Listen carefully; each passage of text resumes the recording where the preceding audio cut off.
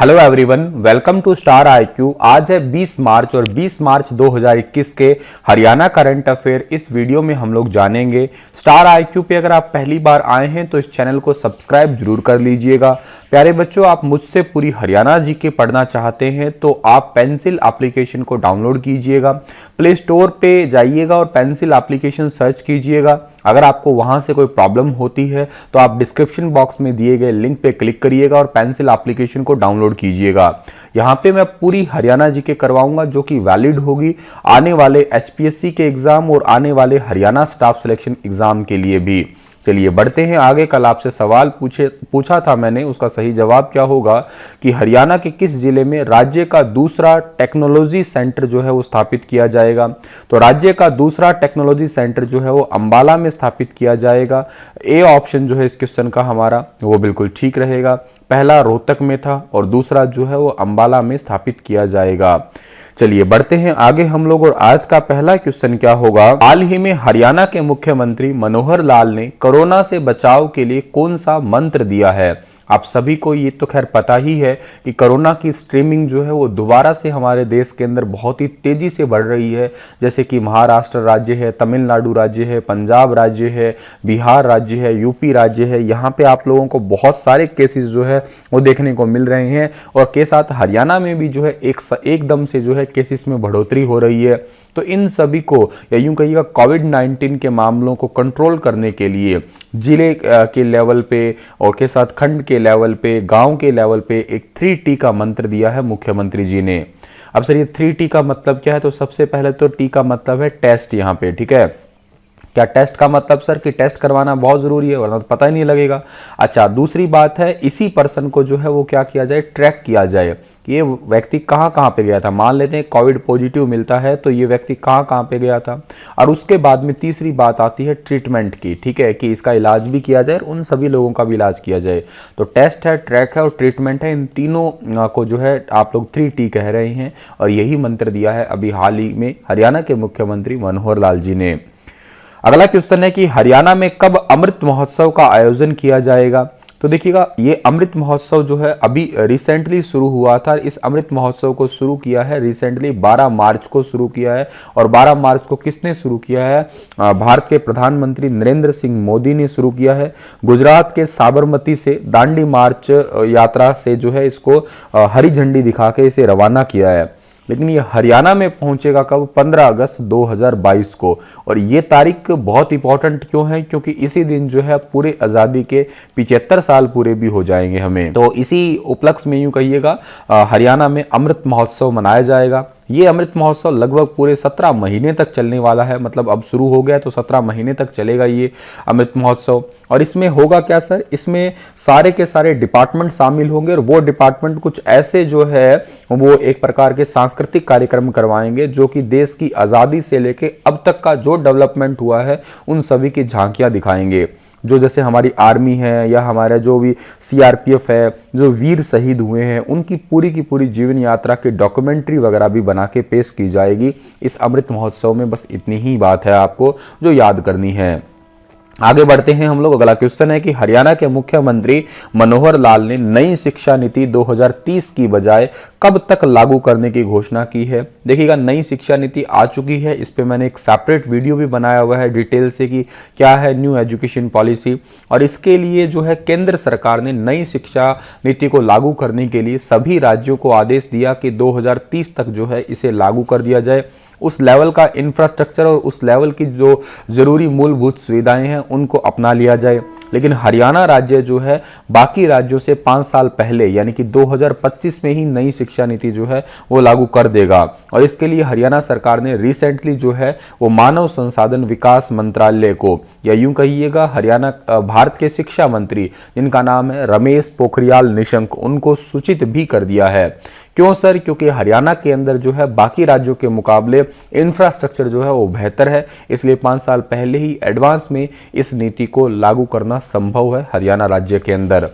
आगे बढ़ते हैं, अगला क्वेश्चन होगा हमारा, हाल ही में हरियाणा के किस जिले में केंद्रीय रिजर्व पुलिस बल की 82वीं वर्षगांठ मनाई गई है? तो केंद्रीय रिजर्व पुलिस बल यानी कि सेंट्रल रिजर्व पुलिस फोर्स की जो है वो 82वीं वर्षगांठ हरियाणा के गुरुग्राम में मनाई गई है। ए ऑप्शन जो है इस क्वेश्चन का हमारा वो बिल्कुल ठीक रहेगा। गुरुग्राम का कादरपुर के अंदर जो है सीआरपीएफ ट्रेनिंग सेंटर है, वहां पे जो है ये 82वीं वर्षगांठ मनाई गई है सीआरपीएफ की।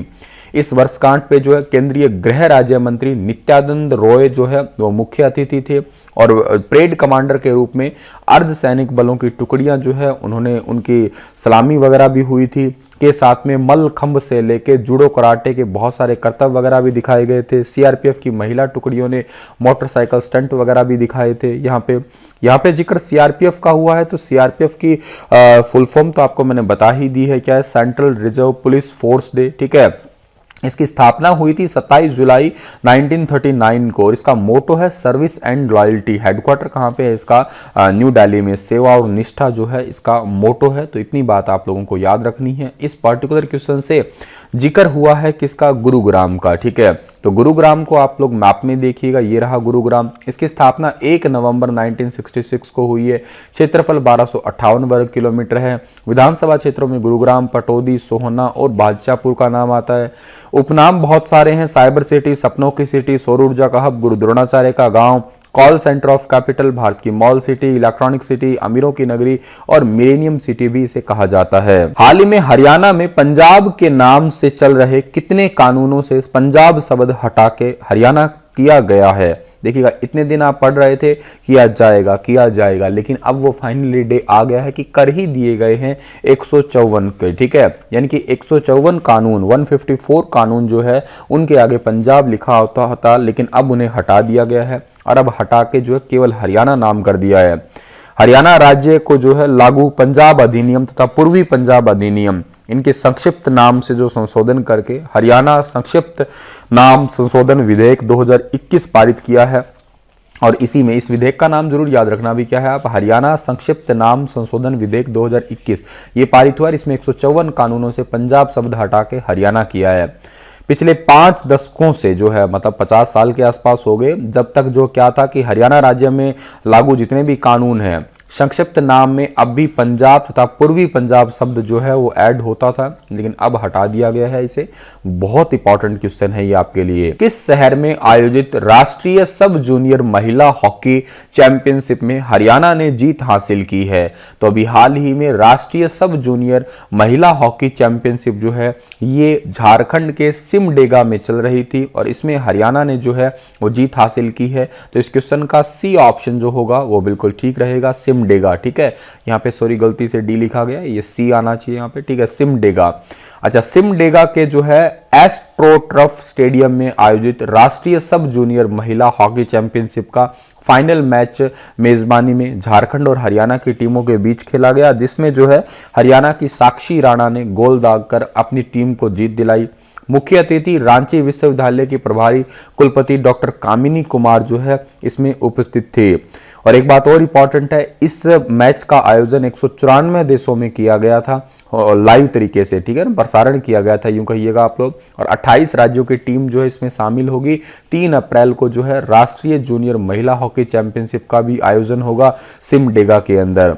अब ये सिमडेगा कहाँ पड़ता है? ये सिमडेगा पड़ता है झारखंड में। तो झारखंड को मैप में देखिएगा, इसकी राजधानी रांची है, मुख्यमंत्री हेमंत सोरेन है, ट्री यहाँ का साल है और यहाँ की जो है पॉपुलेशन कितनी है? 3.19 करोड़ है। हरियाणा में मुख्यमंत्री परिवार समृद्धि योजना के तहत कितनी राशि वितरित की जा रही है? तो हरियाणा में मुख्यमंत्री परिवार समृद्धि योजना के तहत जो है वो कितनी राशि वितरित की जा रही है? 270 करोड़ रुपए जो है वितरित की जा रही है। बी ऑप्शन सही रहेगा इस क्वेश्चन का हमारा।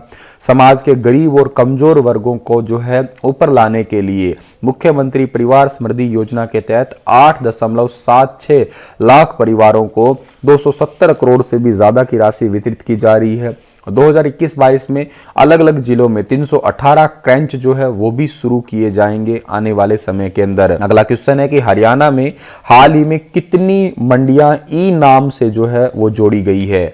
ई नाम, ई नाम का मतलब है नेशनल एग्रीकल्चर मार्केट, नाम का मतलब हुआ, और ई मतलब है इलेक्ट्रॉनिक तरीके से। ये वैसे मैं बता देता हूं कि ई नाम की स्थापना भारत में जो है वो 14 अप्रैल को की गई थी, 14 अप्रैल 2016 को की गई थी। और ये कृषि मंत्री कौन है?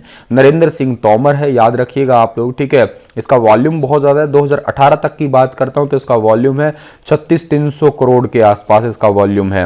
और ये मिनिस्ट्री ऑफ एग्रीकल्चर के अंतर्गत आता है ई नाम, यानी कि एक प्रकार की ऑनलाइन ट्रेडिंग प्लेटफॉर्म है जो कि एग्रीकल्चर कमोडिटीज के लिए जो है इंडिया के अंदर जरूरी है। उत्तम फसल और उत्तम इनाम इसका एक यूं कहिएगा मोटो भी है यहाँ पे, ठीक है। और ये मार्केट हेल्प भी करती है बेटर प्राइस डिस्कवरी के लिए भी, कहाँ कहाँ पे कितना कितना प्राइस है। और ई नाम से जो है हरियाणा के अंदर कितनी मंडियों को जोड़ दिया गया है? 81 मंडियों को जोड़ा गया है। बी ऑप्शन जो है इस क्वेश्चन का हमारा ठीक है। और जल्द ही 32 अन्य मंडियों को भी जोड़ दिया जाएगा।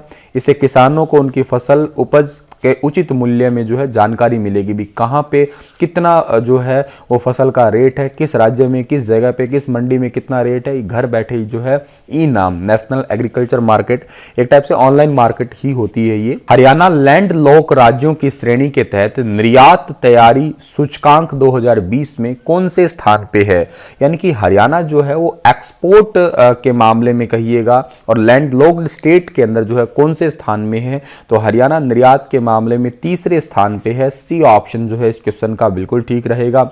ये रिपोर्ट जो है वो नीति आयोग ने जारी की थी, याद रखना। सी ऑप्शन बिल्कुल ठीक रहेगा इसका। सर तीसरे पे है तो पहले पे कौन है? तो पहले पे है राजस्थान, दूसरे पे कौन सा? तेलंगाना, तीसरे पे है हरियाणा। लेकिन ये तो भूमि से घिरे हुए राज्यों में है।